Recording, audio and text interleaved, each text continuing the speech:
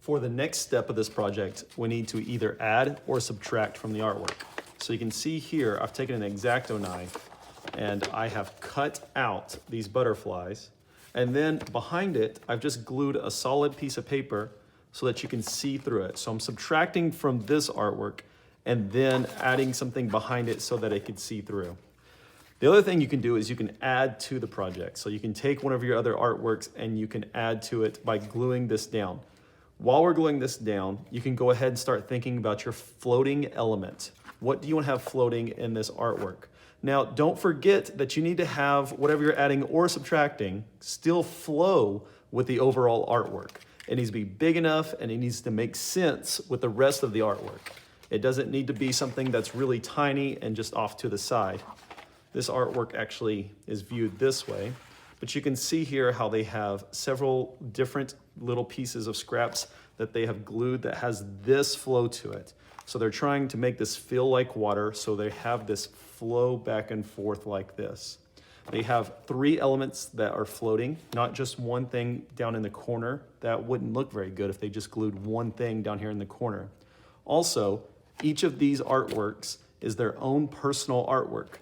They did not get this out of a coloring book. They did not print this out. They drew each individual line, and then they actually used markers to color this one, and then they used gouache to color this one. So this needs to be an artwork of your original design. It doesn't need to be something that you have taken from a book or that you have cut out for collage. It needs to be something that is originally yours. Now, how do we go about floating this? Well, say I have a background that looks like this, and I want to float this piece. Well, first of all, I need to think about where do I want to float it? Does it need to be hanging off the overall artwork? I like it floating right above this rectangle so it feels like it's resting here and then bumped up against the side of this paper here.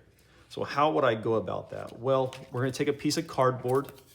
Then we're going to cut it up, and what size you cut it in is up to you. I might leave a long piece like this right here, or I might take several small pieces and cut them around. What's important is that they line up in the same height. So you might have a piece that's really skinny like this, and it doesn't work in height like this, but if I turn it tall ways, now they're the same height. So keep that in mind. They all need to be the same height. Then what I'm going to do is I'm simply going to take a hot glue gun. Be very, very careful with the hot glue gun. This will give you 3rd-degree burns. Once again, when working with the hot glue gun, make sure to be careful not to get any of this on your skin. It will burn you very badly.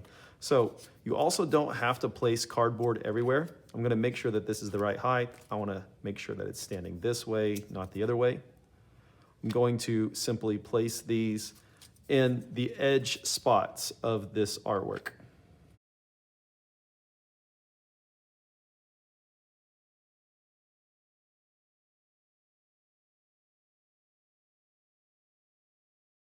After giving this time to dry, I'm going to size it up on my paper, try to figure out where I want it to be.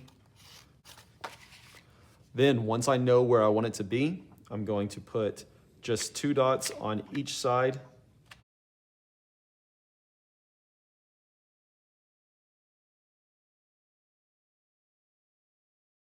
Line it up. Be careful not to let it set on the paper until you're happy with where it's going to go.